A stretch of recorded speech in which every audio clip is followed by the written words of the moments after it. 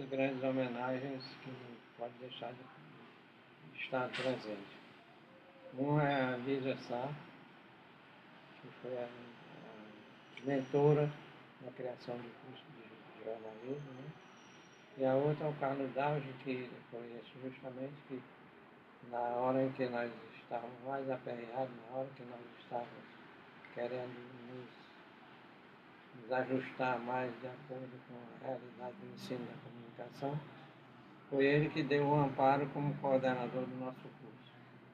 Inclusive, foi forte quando, na tomada do prédio que nós fizemos na Barão do Rio Branco, ele foi muito categórico em nos mandar uma carta de apoio e dizer que estava saindo do curso de comunicação até que o reitor desse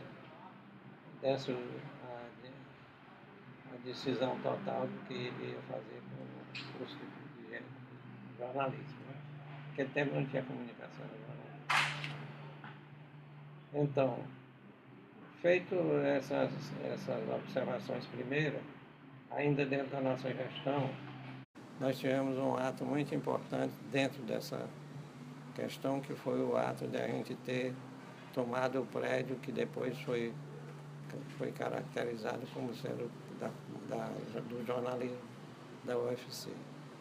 Foi o prédio da Barão do Rio Branco, onde hoje é o Banco do Brasil e que funcionava antes a Faculdade de Farmácia.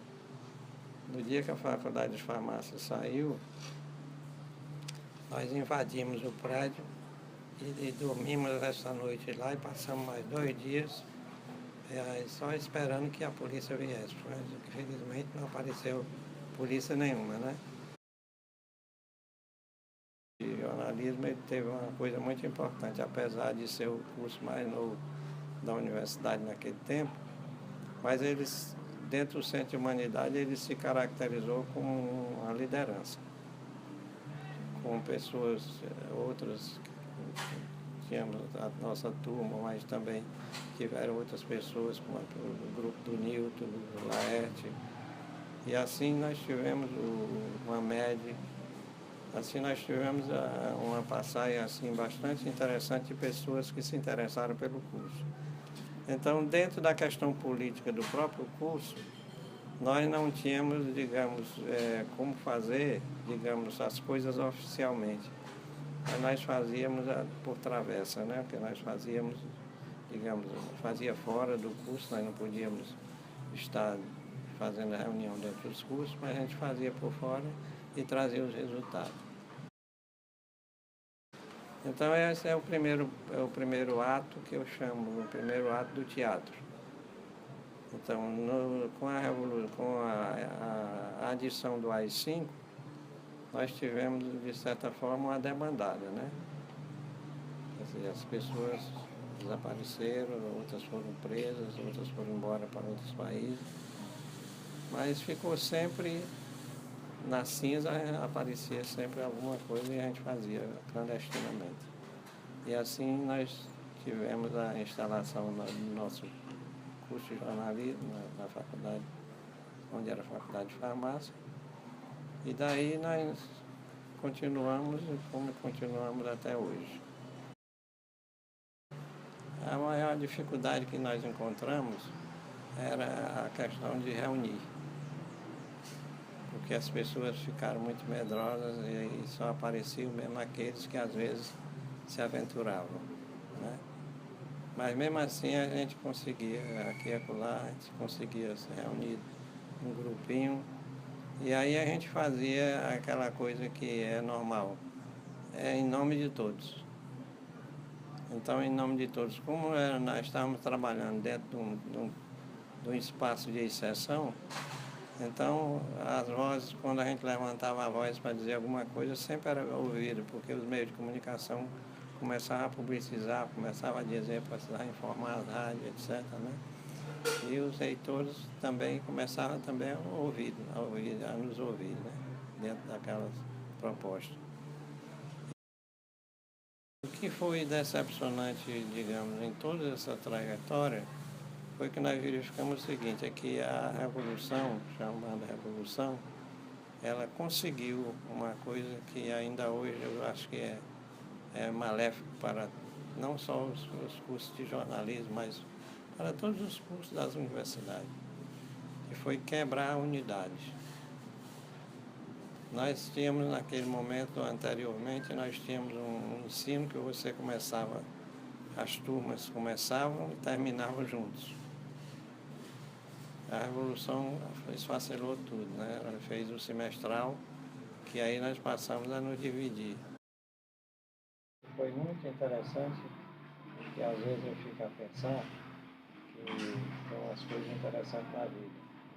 Quando nós conseguimos os primeiros equipamentos para o laboratório de televisão, foi a maior alegria que a gente já teve no curso. Nessa época era reitor Antônio Albuquerque e nós conseguimos uma verba que deu para comprar 2 filmadoras e aqueles equipamentos acessórios, etc. E era no final de ano, aliás, o reitor não era o Albuquerque, o reitor era o Hélio Leite. E era no final de ano, e naquela época o dinheiro era o seguinte: se você não gastasse até 31 de dezembro, voltava para o governo.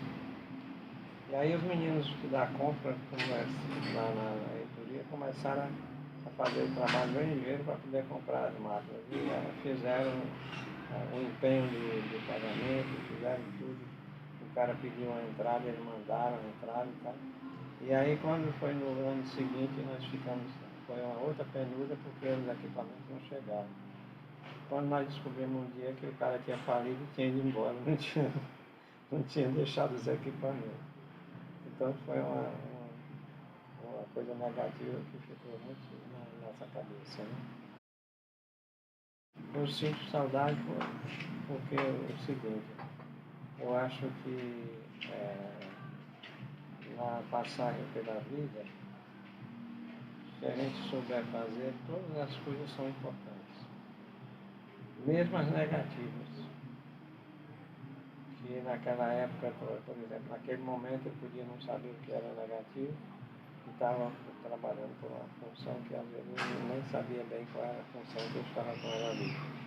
Mas as coisas mais importantes que a gente teve na caminhada de curso de jornalismo foi justamente a gente não se importava até de ser sacrificado, porque muitas vezes a gente era sacrificado até nos trabalhos da faculdade, etc., porque estávamos fazendo outras coisas que nós achávamos que eram interessantes. Um laboratório de rádio, um laboratório de televisão. Vocês não sabem a alegria que era a gente, por exemplo, instalar um laboratório de rádio, embora você soubesse que aquilo era só um arremedo, mas era uma certa condição que dava do esforço que você tinha conseguido com aquele grupo para fazer isso. Então, o centro acadêmico era um instrumento e hoje poderá ainda ser, mas de certa forma eu acho que não como se foi há algum tempo, né?